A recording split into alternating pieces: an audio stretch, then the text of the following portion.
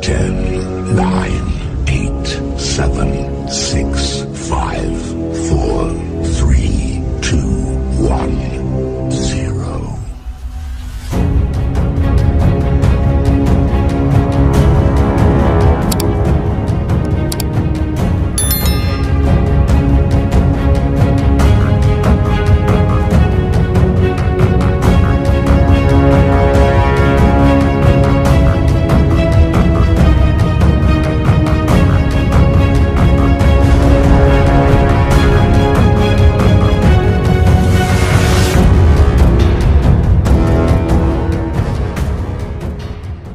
Perwira yang nyaris ditembak Soeharto. Pernah menjadi perwira kesayangan Soeharto tidak berarti Herman Saren terlepas dari masalah dengan sang jenderal. Ditulis oleh Martin Sitompul.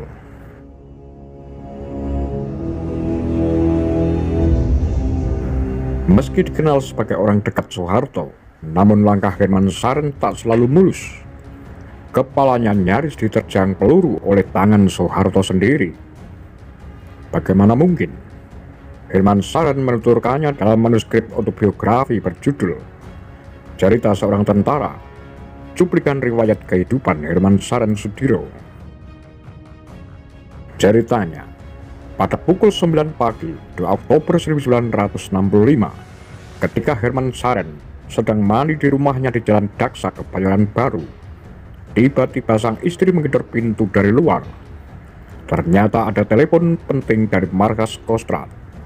Panglima Kostrad, Mayor Jenderal Soeharto, memerintahkan Herman agar segera menghadap dirinya. Di markas Kostrad, Herman menuju ke ruang kerja Soeharto. Setelah memberi salam hormat, Soeharto mempersilahkan Herman duduk. Tanpa berbicara apa-apa, Soeharto hanya membuka laci mejanya dan mengambil sesuatu. Sepucuk pistol revolver diarahkan tepat ke muka Herman. "Tak selentik gue," yang artinya, "aku sentil kau," kata Soeharto dengan emosi. "Ada apa, Pak?" tanya Herman. "Kamu, dari jeep sampai tank, mesti lewat kamu. Saya ini kamu anggap apa?" ujar Soeharto. Herman yang masih memendam ngeri dalam hati bertanya lagi, "Mengenai apa, Pak?" "Kamu memberi 10 truk kepada kavaleri yang kamu ambil dari gudang Cakrabirawa," jawab Soeharto. Rupanya Soeharto tersinggung dengan inisiatif Herman yang dianggap mendahului Panglima Kostrad. Sehari sebelumnya, Herman mengatur gerakan untuk menumpas gerakan 30 September 1965. Prakarsa itu dilakukan Herman lantaran Panglima Kodam 5 Jaya, Mayor Jenderal TNI Umar Wirahadikusuma, mengkonsinyasi pasukan garnison Jakarta. Dengan kedudukannya sebagai Kepala Biro Antar Angkatan dan Kesiapsiagaan Staf Umum Angkatan Darat, Herman memutuskan untuk menyiapkan kekuatan pemukul. Herman bergerak cepat dengan mengambil alih 10 unit truk yang berada di pool resimen Cakrabirawa di Cawang. Truk-truk tersebut diserahkan kepada Brigade Kavaleri pimpinan Letnan Kolonel Win Wiryawan. Selanjutnya, Herman bergerak ke Jalan Madiun, mengobrak-abrik markas Badan Pusat Intelijen BPI pimpinan Subandrio, dan menangkap orang-orang yang terlibat atau diduga PKI. Karena dinilai terlalu cepat dan melibatkan pasukan skala masif, tindakan Herman ini menimbulkan kesalahpahaman dengan Soeharto. Herman kemudian mengajukan permintaan maaf. Kejadian itu berakhir dengan saling pengertian satu sama lain. Pada 1966, Soeharto dilantik menjadi pejabat presiden. Usai pelantikan, Herman diundang ke kediaman Soeharto yang saat itu masih berada di Jalan Agus Salim. Soeharto memanggil Herman ke ruang tamu. "Man, sini, kita foto bersama.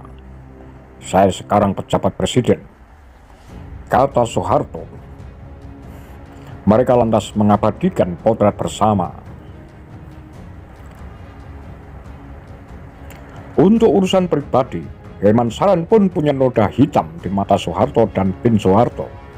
Pasalnya, Herman mengambil istri keduanya Letnan Jenderal TNI Ahmad Yani yang bernama Hadijah alias Hedi, justru untuk dijadikan istri kedua juga. Itu terjadi pada 1967. Din Soeharto tidak akan pernah senang kalau ada perwira yang mengambil istri kedua. Dia pasti langsung ngebisik sama Soeharto. Namun hal ini tak berlangsung lama. Selaku pejabat presiden dan pengemban amarah Super Semar, Soeharto membutuhkan kode pengaman pribadi terhadap dirinya. Herman dipercaya sebagai perwira yang memimpin pengawalan Jenderal TNI Soeharto. Soeharto kemudian mengangkatnya sebagai Komandan Komando Satuan Tugas Kosatgas Super Semar dengan pangkat kolonel. Karir militer Herman bahkan kian menanjak sebagai perwira tinggi berpangkat Brigadir Jenderal. Atas rekomendasi Panglima ABRI Jenderal TNI Maraden Pangabean, Herman dipromosikan menjadi Komando Korps Markas Hankam. Ketika pemerintah merencanakan pembangunan markas Hankam ABRI di Cilangkap, Herman menjadi ketua tim perencanaan sarana perlengkapan dan peralatan. Di saat itulah, Din Soeharto memanggil Herman ke kediamannya di Jalan Cendana. Ibu Din berkeinginan membangun Taman Mini Indonesia Indah yang semula direncanakan di kawasan Sunter.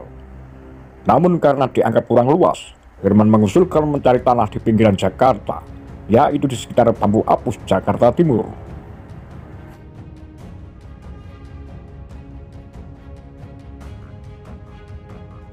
Usulan itu diterima, maka dibentuklah panitia pembangunan proyek Taman Mini Indonesia Indah. Herman ditunjuk untuk tugas pembebasan lahan proyek Taman Mini. Di masa ini, Herman ikut mendapat untung dan banyak mendulang aset penting baginya. Herman Saren Sudiro, seorang petinggi di Yayasan Harapan Kita yang diketuai oleh Nyonya Soeharto. Herman juga manajer harian Taman Mini Indonesia Indah. Tulis Jos Yunus Adicondro dalam Korupsi Kepresidenan. Hubungan dengan Soeharto kembali merenggang setelah kerusuhan Malari pecah. Ada tudingan yang mengatakan Herman bersama Jenderal TNI Sumidro hendak mengadakan kudeta. Akibatnya, Herman ditendang ke Madagaskar sebagai duta besar. Kendati patronase itu tak putus sepenuhnya, Herman telah berada di luar jalur kekuasaan. Dia pun memilih putar haluan dan memulai dikenal sebagai jenderal pebisnis. Apa pendapat Anda? Demikian kura-kura Cakar Lambe Sundel.